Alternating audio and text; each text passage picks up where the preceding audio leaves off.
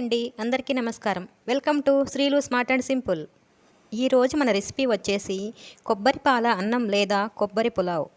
ఈ కొబ్బరి రైస్కి ఎలాంటి గ్రేవీస్ లేకపోయినా అప్పటికప్పుడు చేసుకుని తిన్నా చాలా కమ్మగా ఉంటుంది. చాలా సింపుల్గా చేసుకునే ఈ కొబ్బరి రైస్ కోసం ముందుగా 1 కప్పు బాస్మతి రైస్ని తీసుకుంటున్నాను. దాన్ని ఒకసారి శుభ్రంగా వాష్ చేసుకుని ఫ్రెష్ వాటర్ పోసి అరగంట పాటు నానబెట్టుకోవాలి. రైస్ను మాత్రం ఖచ్చితంగా నానబెట్టుకుంటేనే పులావ్ అనేది బాగా పొడిలాడుతూ వస్తుంది. అరగంట తరువాత ఈ నానిన బియ్యాన్ని ఒక జల్లెడలో వేసి పక్కన పెట్టుకోవాలి. ఇప్పుడు ఈ 1 కప్పు రైస్కి కొబ్బరిని చూద్దాం. కొబ్బరి పెద్ద కాయ అయితే ఒక చిప్ప సరిపోతుంది. అదే చిన్న కాయ అయితే ఒక కాయ మొత్తం పడుతుంది. ఈ ఫ్రెష్ కొబ్బరిని సన్నగా చీలికల్లాగా చేసుకుని మిక్సీలో మెత్తగా వాటర్ వేసి మిక్సీ పట్టుకోవాలి.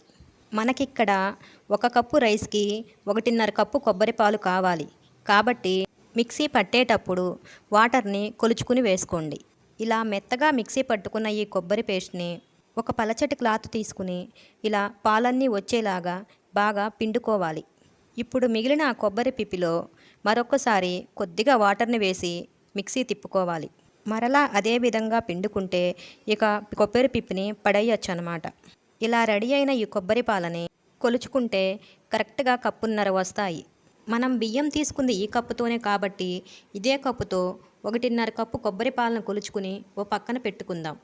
ఇప్పుడు ఇంకా ఈ రైస్లోకి కావలసిన వెజిటేబుల్స్ని చూద్దాం.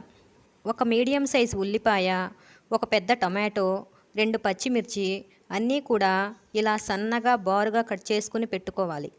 ఇప్పుడు పొయ్యి మీద ప్యాన్ని పెట్టుకుని 2 టేబుల్ స్పూన్ల ఆయిల్, 2 టీ స్పూన్ల నెయ్యి కూడా వేసుకోవాలి. ఇప్పుడు ఆ ఆయిల్లో 1/2 టీ స్పూన్ షాజీరాతో పాటు మిగిలిన హోల్ గరం మసాలా అన్నీ కూడా వేసి 1 నిమిషం పాటు వేయించుకోవాలి. 1 నిమిషం తర్వాత ఉల్లి పచ్చిమిర్చి ముక్కలు కూడా వేసి మీడియం ఫ్లేమ్లోనే కలుపుతూ ఉల్లిపాయ కలర్ మారేంత వరకు వేయించుకోవాలి. ఇలా ఉల్లిపాయ బ్రౌన్ కలర్లోకి వచ్చిందనుకున్నప్పుడు టొమాటో ముక్కలు కూడా వేసి 1 నిమిషం పాటు ఇలా కలిపితే కొద్దిగా మగ్గుతాయి.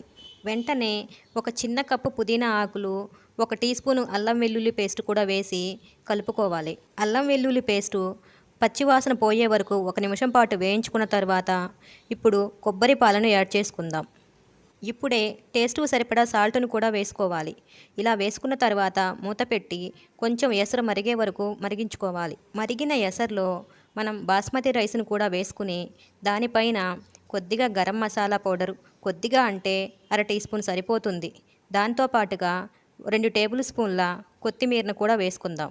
ఇప్పుడు ఇవన్నీ కలిసేలాగా గరిటెతో నిదానంగా కలుపుకుందాం. స్పీడ్గా కలిపారంటే రైస్ నానున్నాయి కాబట్టి విరిగిపోతాయి. ఇప్పుడు మూత పెట్టి 5 నిమిషాల పాటు మీడియం ఫ్లేమ్లోనే ఉడికించుకోవాలి.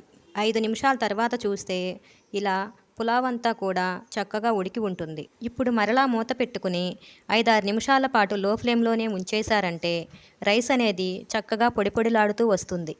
మీరు వాడిన రైస్ మరీ పాతవయ్యి అన్నం పలుకుగా ఉందనుకుంటే కొద్దిగా వాటర్ని పైనుంచి చిలకరించుకొని మూత పెట్టుకుని ఓ 4-5 నిమిషాల పాటు అలా ఉంచేశారంటే రైస్ అంతా చక్కగా రెడీ అవుతుంది. ఈ రెసిపీ తయారు చేసుకోవడానికి పెద్ద పని అంటే ఏంటంటే కొబ్బరి పాలు తీయడమే.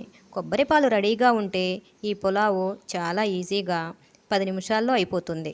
ఈ పులావ్ని మీరు ట్రై చేసి మీకు ఎలా వచ్చిందో నా కామెంట్ బాక్స్లో తప్పకుండా కామెంట్ చేయండి. ఈ వీడియో కనుక మీకు నచ్చినట్లయితే లైక్ చేయండి, షేర్ చేయండి. నా ఛానల్ని ఫస్ట్ టైం చూస్తున్న వాళ్ళు కింద రెడ్ కలర్లో ఉన్న సబ్స్క్రైబ్ బటన్ని ప్రెస్ చేసి పక్కనే ఉన్న బెల్ ఐకాన్ని ట్యాప్ చేయండి. Please support me. Thank you for watching.